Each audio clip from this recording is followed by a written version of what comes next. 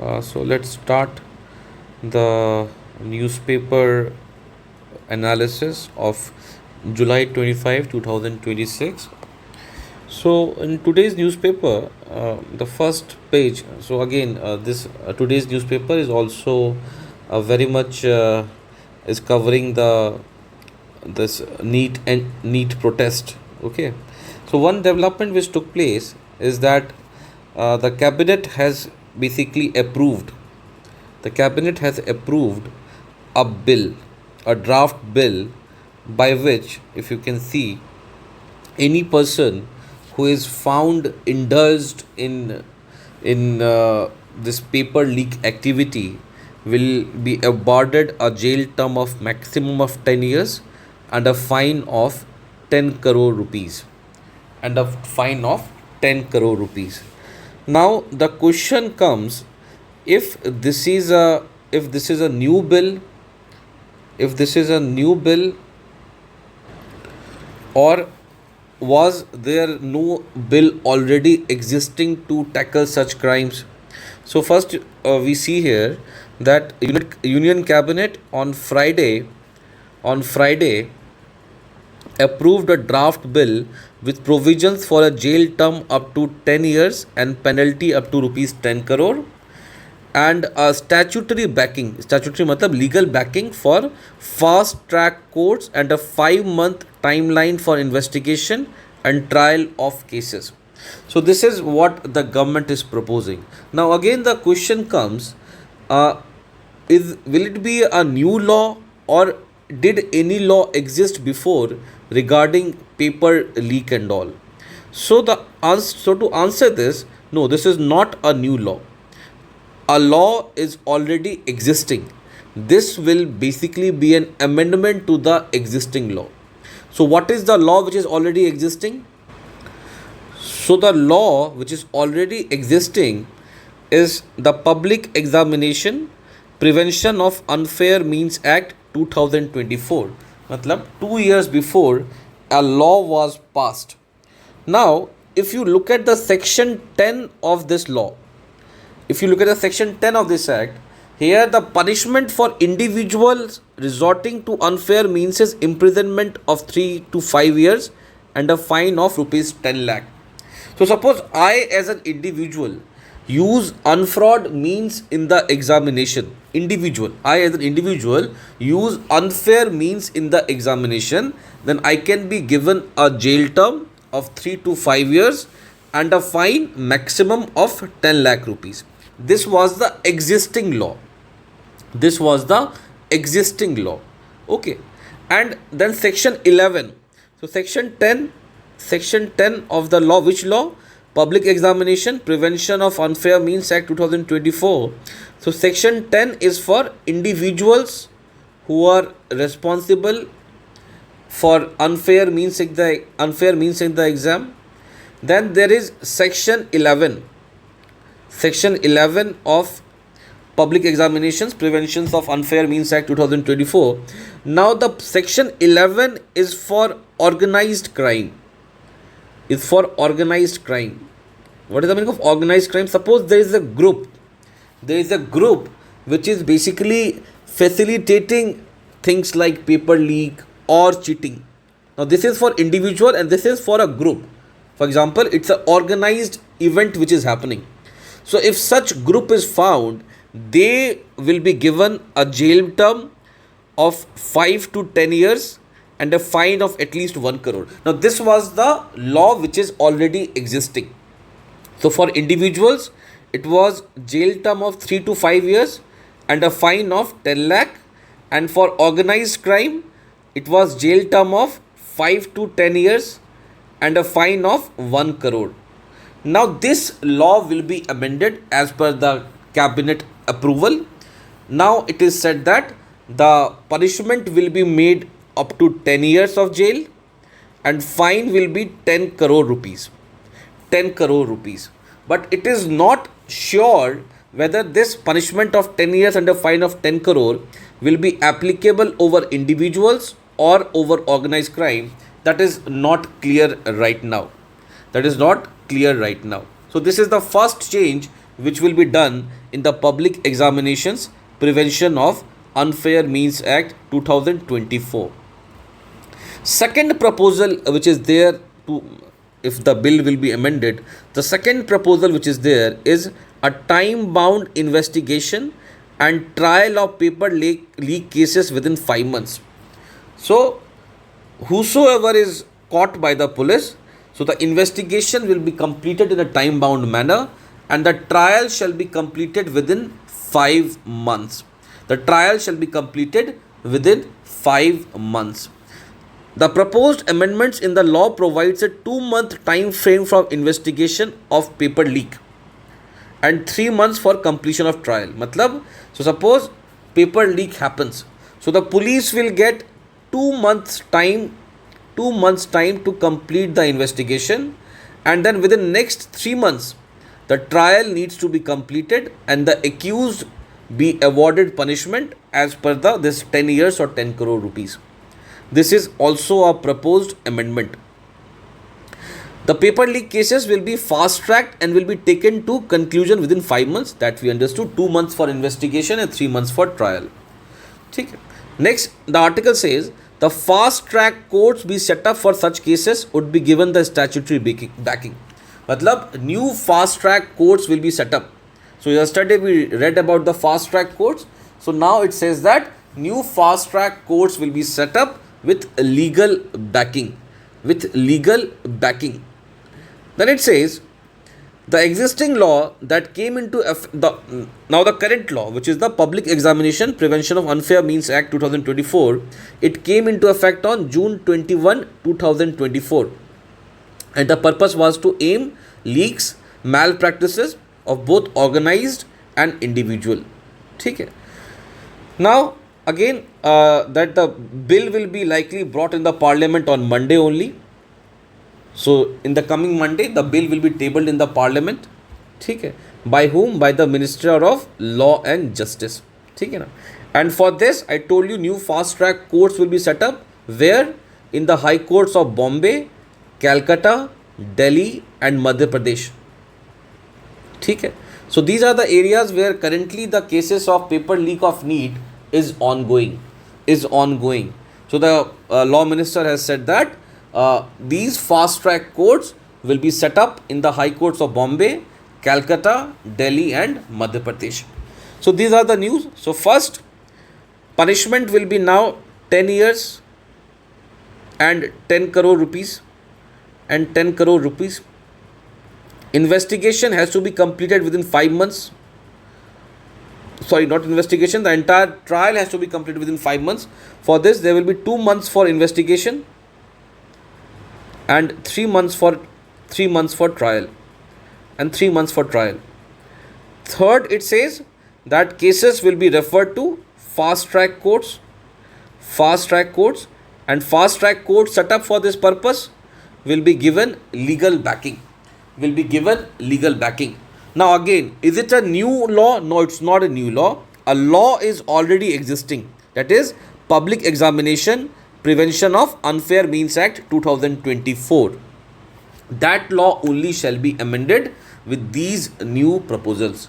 So this is the first news, and I think in fact the only news which we shall discuss about this NEET protest.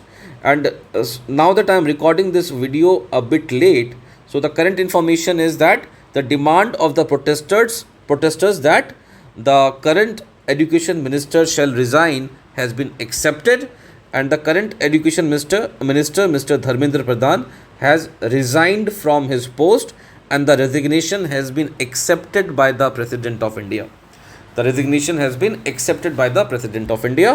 And so very soon a new education minister will be appointed who will carry the business forward. So this is about the NEET protest, and as far as the current information goes, the protest has now been withdrawn, which is a very good news, because it was creating a law and order problem in that part of Delhi. So the protest has now been withdrawn by the protesters because most of their demands have been accepted by the government. Now this shows the beauty of Indian democracy. Where the government is ready to listen to the basically the grievances of its citizen.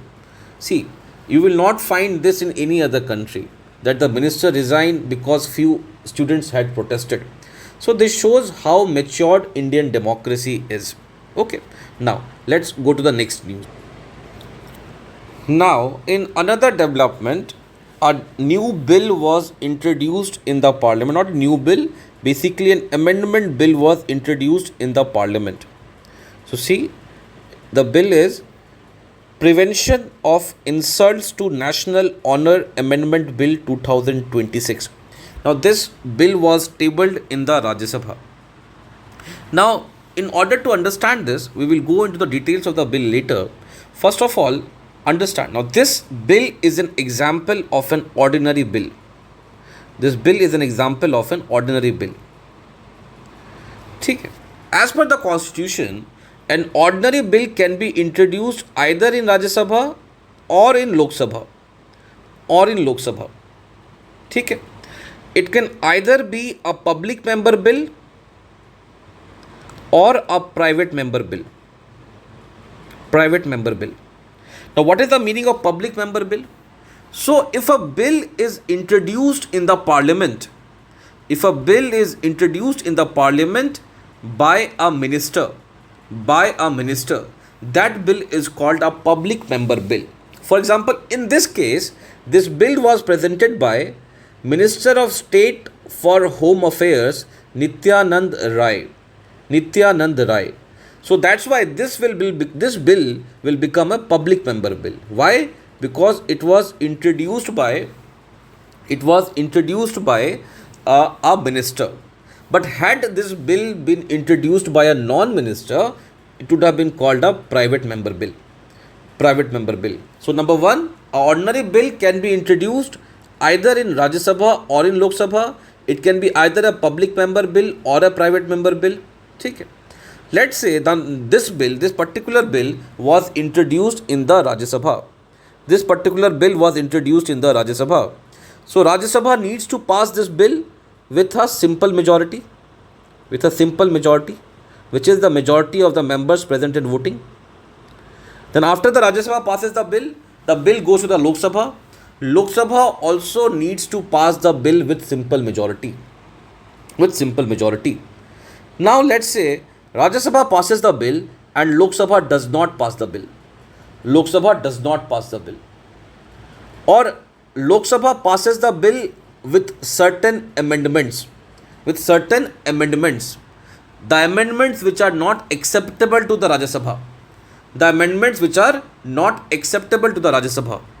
Or Rajya Sabha passes the bill goes to the Lok Sabha, and Lok Sabha does not take any action over the bill for 6 months. Now all these three scenarios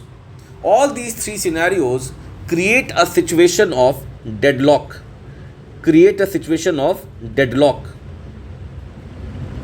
So whenever a situation of deadlock is created, President of India calls for a joint sitting of the parliament. Where both MPs of Lok Sabha and Rajya Sabha sit together to vote over the bill. So what is the way out from the deadlock? Joint sitting. Who calls it? The President of India calls it. Now this is an exceptional situation. Till date, only 3 joint sittings have been called in the history of independent India. Now let's say both the houses pass the bill. Now bill goes to the President of India. So if the President signs over the bill, which is called, if the President gives her assent, the bill will become an act. If the President withholds her assent, President says, no, I will not sign, I reject this bill, the bill will be dead. This is called President using her veto power. And these two constitute as the absolute veto, where the President is outrightly rejecting the bill. Another veto power which the President can use is the President may return the bill for the reconsideration of the House. President may say, see, I have problem with these provisions of the bill, kindly reconsider it. Now, when the President returns the bill for the reconsideration of the House, this is called suspensive veto. This is called suspensive veto. ठीक? Now, but the law says President may return the bill only once for reconsideration. President may return the bill only once for reconsideration. If Parliament sends the same bill back again without changing anything in the bill, then the President must sign over the bill. Then the President must sign over the bill. So, President can use the suspensive veto only once. President can use the suspensive veto only once. So, absolute veto, suspensive veto. Third veto which the President can use. So, this is not actually a veto. See, there is a loophole in the law because there is no timeline mentioned that within what period the President must give her assent. So, if the bill after getting passed by the Parliament goes to the President of India, there is no timeline mentioned in the Constitution of India that within how much period the President must give her assent.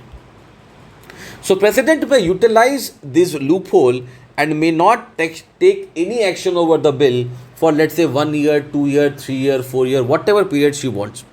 Basically, it said that President has kept the bill in her pocket. So, that's why it is called pocket veto. This is called pocket veto. Okay. So, these are some information which you must be knowing regarding ordinary bill. Now coming to this particular bill here. So, what is the bill? The bill is Prevention of Insult to National Honor Bill 2026. Now, what does the bill wants to do? The bill seeks to amend the Prevention of Insults to National Honor Act 1971 to make insult to the national song Vande Mataram a criminal offence punishable with imprisonment up to 5 years. See, currently under fundamental duties, Article 51 capital A, insult to the national flag and insult to the national anthem, they are punishable. This is a fundamental duty also, and under the Prevention of Insult to National Honors Act 1971, this national honor only include national anthem and the national flag. Now this bill wants to add national song also to this list. This bill wants to add national song also to this list. So what is our national song? Our national song is Vande Mataram. Vande Mataram. Who wrote our national song? It was written by Bankim Chandra Chattopadhyay. Bankim Chandra Chatterjee or Chattopadhyay, whatever you want to say. Chattopadhyay.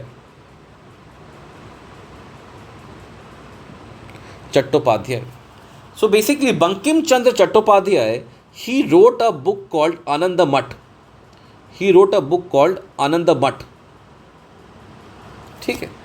This Anand Math, this book was regarding the Sannyasi revolt which took place in Bengal against the British.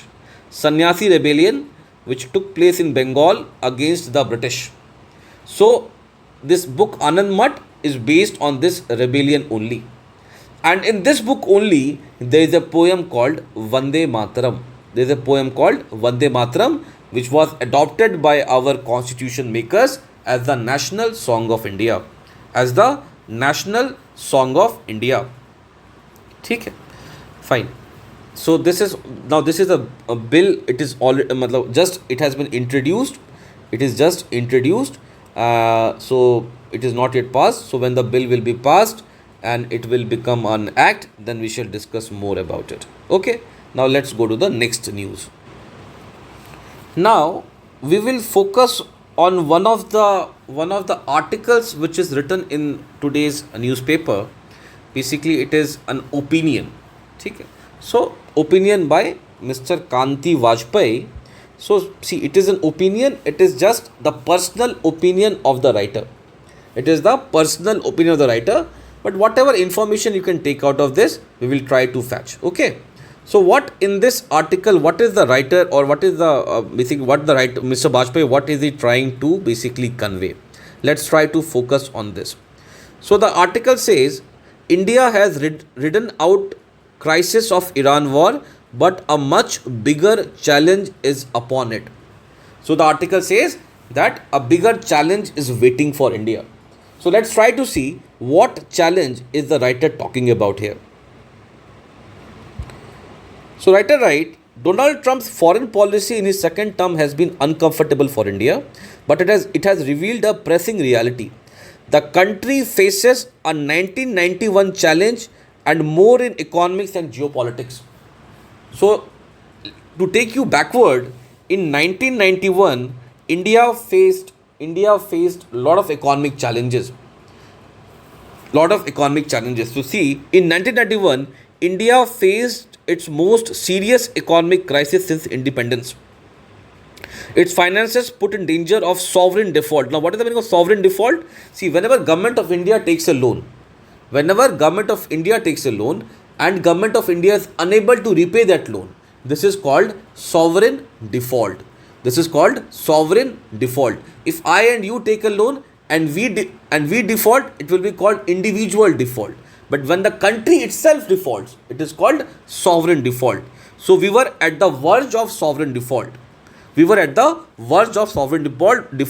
because of the degrading economic situation of the country. Okay. So why it was happen? Why this sovereign default was about to happen? So just like at the present time, a war is going out in Western Asia. Similarly, at that time also, in 1991, Gulf War was happening.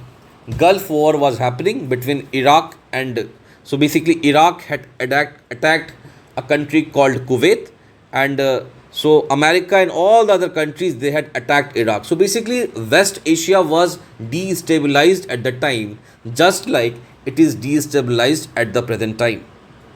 So now we know that almost 85% of our fossil fuel, or basically 85% of our petroleum requirement is fulfilled by import.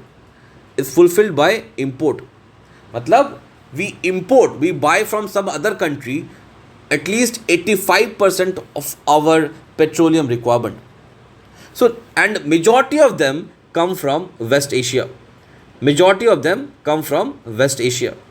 So naturally, if West Asia is unstable, so the prices of the products will go high.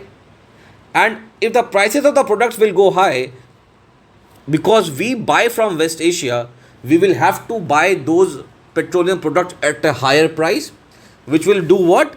It will inflate our import bill.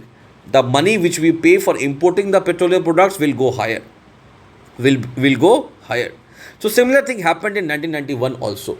Because of the ongoing Gulf War, our import bill increased. We did not have sufficient earning. So ultimately we had to go to IMF for a loan. Okay. But now this was what was happening in economic front.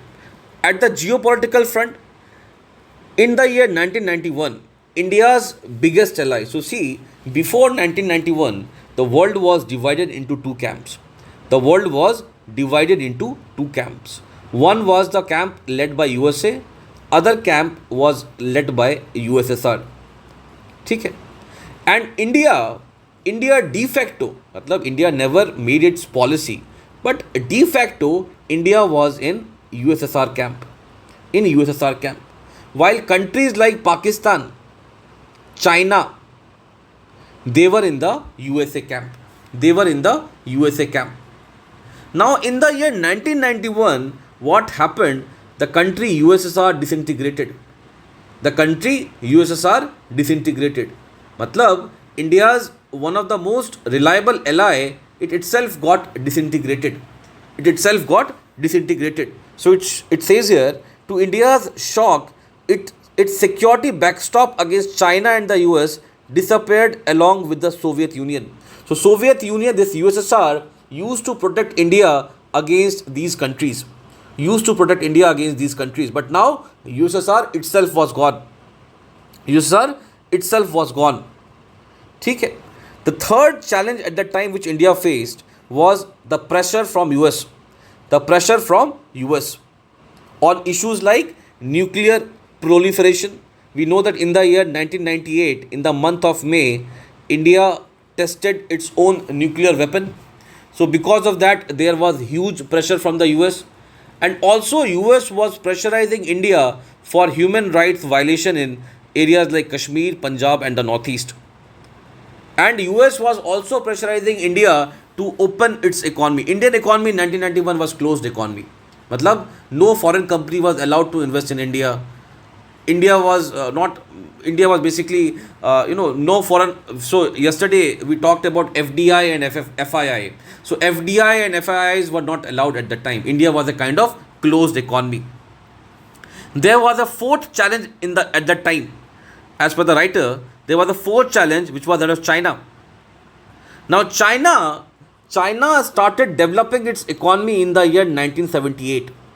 In the year 1978, while India started developing its economy in the year 1991. So China already had a 13 years head start. China already had a 13 years head start.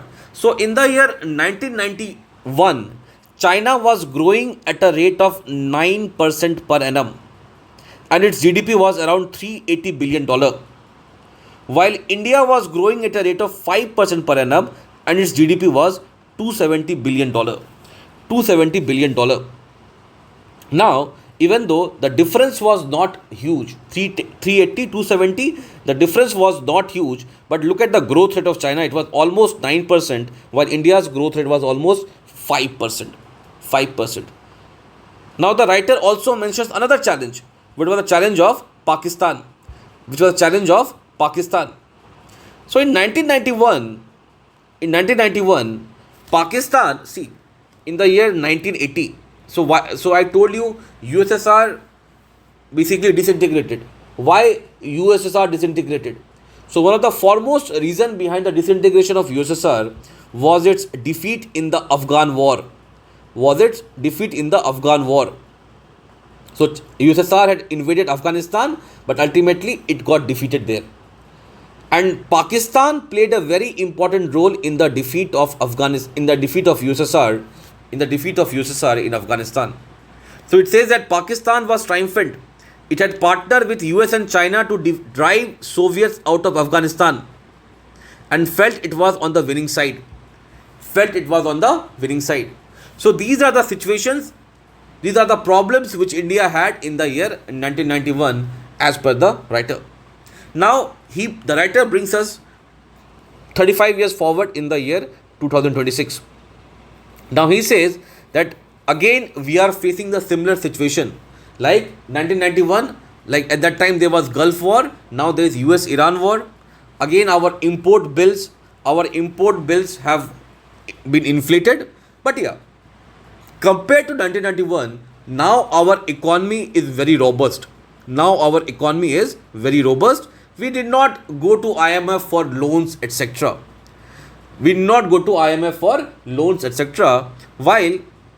But the writer says our growth rate remains at 6%. Which is below our intended target of 8%. We intend to grow at 8%, but our growth rate is 6%. Now the writer says we are facing the problem of 4 C's. Which are commerce, number 1, critical minerals or rare earth minerals, computer chips and computer softwares, and infrastructure for AI. These are the 4 problems which we are facing, like commerce, which is basically manufacturing, critical minerals or rare earth minerals, computer chips and computer softwares. And the writer says these problems are greater than the problem which we faced in the year 1991. Because in the year 1991, those problems could have been solved by the internal development or internal growth of India. But these problems which India is facing, like manufacturing, critical mineral earth, computer chips, computer softwares, these problems require a wider solution. So first he talks about manufacturing. So he says that in the year 1991, we opened our economy. And 30 years have passed since then, but our manufacturing is stagnant. Manufacturing matlab producing goods within India. That is called manufacturing. So it is stagnant. It is stagnant. Even though Government of India has launched many schemes like Make in India schemes, Make in India or Startup India. These are the schemes which Government of India has launched to boost manufacturing in India. But the writer says, see, it is his opinion. The writer says that manufacturing remains stagnant. Then the writer talks about critical minerals or rare earth minerals. Now, what are critical minerals or rare earth minerals? See, when I say rare earth minerals, it does not mean that they are very rare on earth. No, they are present in abundant quantity. They are present in abundant quantity. And they are present in India also.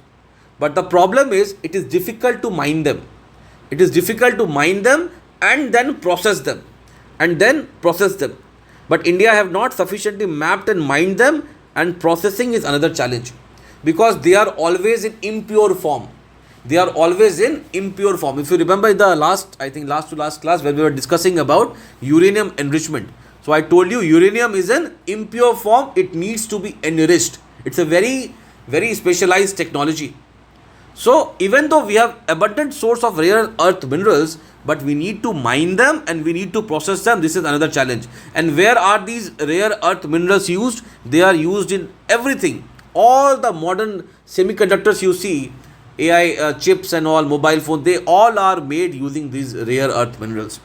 So if we, by the time we have, now that we have time, if you don't act fast, we will fall behind in the race. We will fall behind on the race.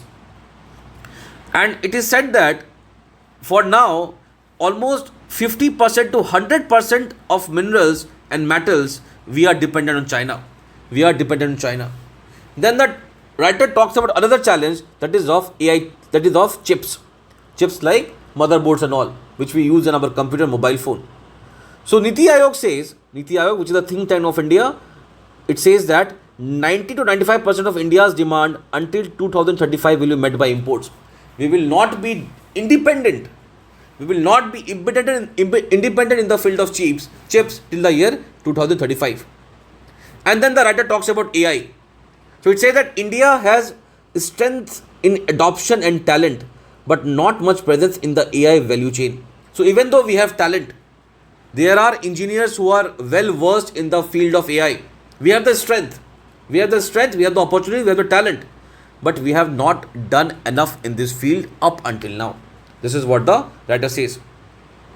In case of geopolitics also, writer says that again US has become quite antagonistic to India. Okay? So US is retreating from its alliances and the special relationship with India is over. So Donald Trump's policy is making the relation between India and US quite antagonistic. 10 years back or maybe 8 years back, the relation between US and India was growing. Like we talked about Quad and all in the previous class. But now the relationship has basically strained. And we see US moving closer towards Pakistan. Similar situation of 1991. Okay. Then talking about China. So our gap, now China, so at that time in 1991, even though China was ahead of us, but the gap between GDP was not much. But now India is at 4, just a second, sorry. So sorry for the interruption. So now India's GDP is around $4 trillion, while China's GDP is around $20 trillion. The gap has increased a lot. And talking about Pakistan, so last year after Operation Sindoor, even though India had a decisive victory against Pakistan, but Pakistan is remaining in an illusion that it has performed better. And during this Iran war also, Pakistan played a role of mediation, which has given some self-confidence to Pakistan. So comparing these situations, the writer is basically equating 1991 with 2026 by saying that there are challenges ahead of us. And the kind of structural reforms, we carried out in 1991, similar reforms are needed to be done. So it says economy needs a Manhattan Project. What is Manhattan Project? Manhattan Project was the project basically done by created by USA to make the first atom bomb, which was dropped over Hiroshima and Nagasaki. It was built under the Manhattan Project only. Manhattan Project only. ठीक है. So the writer says economy needs a Manhattan Project on all the 4 C's: commerce, critical minerals, chips, computers, and all the 4 C's. Otherwise, if India does not focus on all the 4 C's, our growth rate will be stuck at 6%. Our growth rate will be stuck at 6%. ठीक है. So that's why the author says that India must bring structural reforms, because otherwise we will have a challenging times ahead. ठीक है. So this is one very important article I wanted to share with you. So this is all for today's newspaper. And because the majority of the news, they are covered under about the NEET protest only, either about NEET protest or there are ongoing news. So we will meet in the next class. Thank you very much.